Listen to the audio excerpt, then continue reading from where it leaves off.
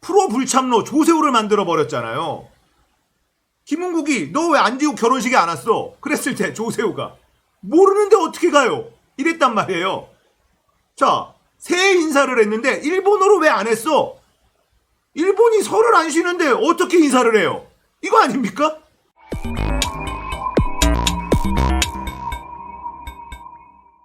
안녕하세요. 딱딱한 뉴스를 쉽고 재밌게 풀어드리는 시사건건 골수영입니다.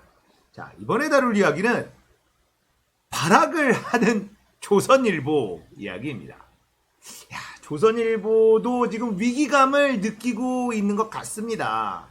한동훈 검사의 기사가 나왔는데, 야, 참 애잔한 느낌이 드는 그런 기사가 나왔어요.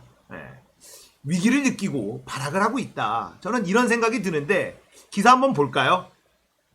자, 우리 민족 정론지 조선일보입니다. 이런 분이 진짜 검사.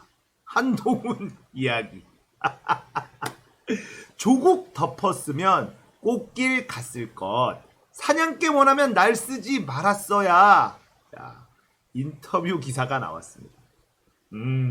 이런 분이 진짜 검사다. 한동훈이 진짜 검사다. 이렇게 빨아주기 시작합니다. 아, 조선이 조금 좀 심했어. 왜냐하면 한동훈은 말이죠, 박근혜를 집어넣은 사람이거든요. 참 심하다 싶습니다. 배신 아닙니까? 우리 박근혜 공주님을 감옥에 집어넣은 사람에게 이런 분이 진짜 검사다라고 하다니, 형광등 100개를 켜놓은 듯한 아우라 뭐 이러고 물고 빨았던 우리 소중한 박근혜 공주님을 차디찬 철창 안에 집어넣은 사람 한동훈 아닙니까? 근데 이런 분이 진짜 검사야. 야, 태세 전환 오지고요. 자, 한동훈과의 인터뷰가 있는데요, 좀 읽다가 말았습니다. 역겨워가지고 계속 못 보겠더라고. 조선일보와 한동훈의 인터뷰를 조금 읽다가 중간에 포기할 수밖에 없었는데요. 그 내용이 대충 보면 어떤 자기 사랑이 어마무시한 인물이에요. 한동훈이라는 사람이. 조국을 덮었으면 꽃길을 갔을 것이다. 하지만 난 덮지 않았다. 이러는데 조국을 까서 권력형 비리 1이라도 나온 게 있나? 이 사람은? 조국이라는 사람을 덮고 말고 할 게 있었나요? 자, 검찰이, 윤석열이, 한동훈이 조국을 첫 번째로 타겟팅했었던 게 뭔가요? 바로 사모펀드였습니다. 권력형 비리가 있다.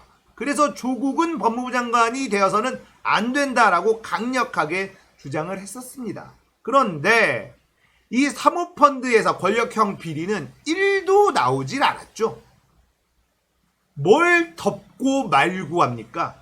없는 죄를 뒤집어 씌우려고 온갖 발악을 하다가 지금 사지에 몰려있는 상황 아닙니까? 뭔 꽃길을 가?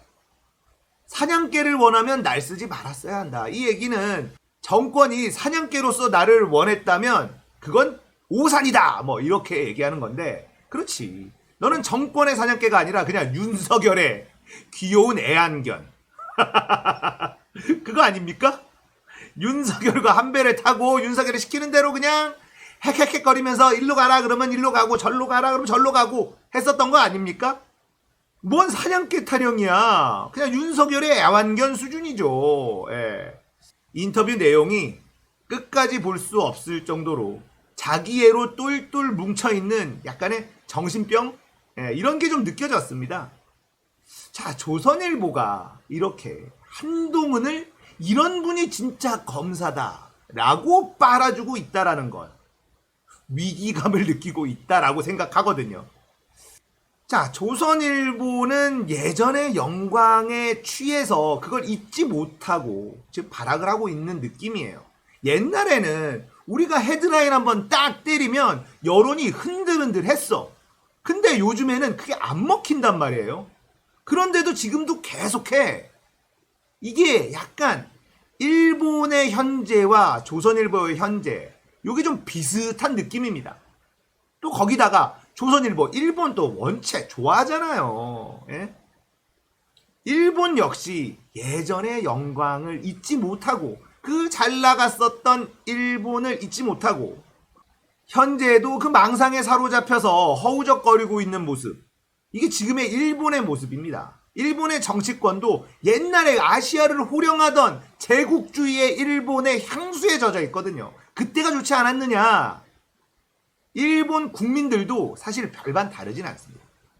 예전 김영삼 정부 때 조선 총독부 건물을 무너뜨릴 때, 그 전에 일본인 관광객들이 많이 그걸 구경하러 왔어요. 무너뜨리기 전에 구경하자. 관광객들을 인터뷰했을 때요, 예전의 향수, 일본이 잘 나가던 시기, 우리가 진짜 아시아를 다 잡아먹었었던 그 잘 나갔던 일본을 기억하고 싶어서, 그때 당시를 생각하면서 지들의 국뽕에 취하고 싶어서 그 조선 총독부 건물을 구경하러 일본인들이 많이 찾아왔었습니다. 예, 일본의 정치인들이나 일본 국민들이나 크게 다르지는 않아요. 자, 조선일보의 발악 또 하나 한번 볼까요? 자, 조선일보에서 이런 기사가 나왔습니다. 문 대통령 일본어 빼고 4개 국어로 새 인사. 자, 이런 기사가 나왔습니다. 자, 이 기사의 타이틀을 보면요, 왜 일본어를 뺐느냐 이렇게 얘기를 하고 있어요. 그런데 기사 내용에는 일본어를 뺀 것에 대한 지적을 하지는 않습니다.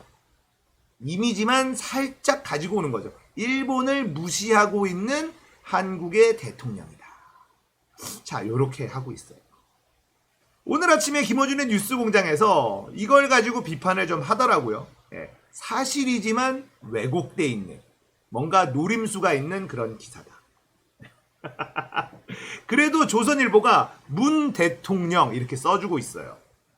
이것도 조선일보의 위기감이 반영된 그런 단어라고 생각합니다. 그전에는 문, 딱 요렇게만 쓰거든요. 자기들이 대통령보다 위에 있다고 생각하고 있었는데 지금은 그 정도까지 개길 수는 없다라는 걸 눈치채고 있다. 저는 요런 생각이 들기도 합니다. 자, 조선일보의 이 기사를 보면요, 참 황당하죠. 아니, 우리나라 대통령을 왜 조세호로 만들어? 프로 불참로 조세호를 만들어 버렸잖아요. 김은국이 너 왜 안지욱 결혼식에 안 왔어? 그랬을 때 조세호가 모르는데 어떻게 가요? 이랬단 말이에요. 자, 새 인사를 했는데 일본어로 왜 안 했어? 일본이 설을 안 쉬는데 어떻게 인사를 해요? 이거 아닙니까? 아니, 한나라의 대통령을 조세호로 만들어버리는 조선일보, 대단하지 않습니까? 참 나쁜 신문이다, 이런 생각이 들어요. 기가 막히죠. 자, 조선일보는 가짜뉴스를 팩트체크하지 않고 마구 쏟아냅니다. 예, 문재인 정부에게 흠집을 낼 수 있는 거라면 뭐든 좋아요. 그냥 내고 본다. 자, 조선일보에서 2월 10일에 단독 경북교육청 조민이 부정수급한 연구비 돌려받는다, 이런 기사가 나와요. 또 밑에는 야, 국민의 짐이 연구비 빼돌린 윤리의식으로 환자 생명을 다룰 수 있느냐, 이런 것까지 실어줘요. 자, 이게 2월 10일 10시 49분입니다. 자, 이 기사가 올라오고 1시간 만에 다른 언론사에서 다른 기사가 나와요. 이데일리에서 경북교육청 조국 딸 부정수급 연구비 환수 조치 사실무근이다. 이게 조선일보거든요. 예. 조선일보 옛날엔 잘 나갔습니다. 인터넷이 없을 때, 스마트폰이 없을 때, 유튜브가 없을 때 사람들은 종이신문이 유일한 정보를 볼 수 있는 창구였어요. 그러니까 자기들 마음대로 여론을 형성하고 헤드라인 악의적으로 만들어서 그냥 공격하고, 그게 노무현 때까지 됐어요. 노무현 정권까지 됐습니다. 신났죠. 거 봐라, 우리가 힘이 더 세, 저들이 까불어봤자 어차피 우리 손안에 있어. 결국은 검찰을 중심으로 한 이 적폐 카르텔들이 무슨 만행을 저질렀습니까? 노무현 대통령 서거, 여기에 앞장섰던 놈들 아닙니까? 그렇게 그들은 기뻐했을 거예요. 우리는 뭐든 할 수 있잖아, 검찰하고 언론하고 짝짝꿍만 하면 뭐든 할 수 있잖아. 쟤들이 정권 잡아봐야 바뀌는 건 대통령 한 명뿐이야. 공무원들 조직에 있는 이 마피아 세력들, 금융마피아, 원전마피아, 각 처에 있는 적폐 세력들도 우리 편이고, 검찰, 언론, 우리는 완전히 끈끈하잖아. 뭐 하나 날리는 거 어렵니? 전직 대통령, 이거 날리는 거 아무것도 아니잖아. 이러면서 자신들의 힘에 취해 있었는데 시대가 바뀌었어요. 자, 조선일보에게 재앙 같은 인물이 누구냐라고 한다면 저는 스티브 잡스라고 말하고 싶습니다.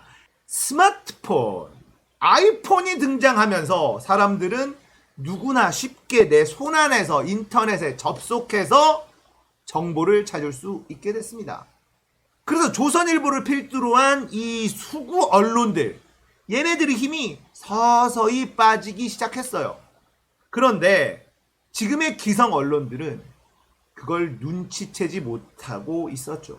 솥 안에 있는 개구리 마냥 전혀 눈치채지 못하고 있는 상황으로 보입니다. 여전히 시대의 흐름도 읽지 못하고 있고 자신들의 힘을 과신하고 있는 것처럼 보입니다. 하지만 우리는 이제 너무 많은 걸 알고 있죠. 언론에 휘둘리지 않습니다. 조선일보는 끝까지 저항하고 있는 중이고 결국은 시대의 흐름에 적응하지 못하고 도태돼버린 언론사가 되지 않을까라고 생각해요. 자, 한동훈까지 빨아제낄 수밖에 없는 이 상황. 제가 말씀드렸죠.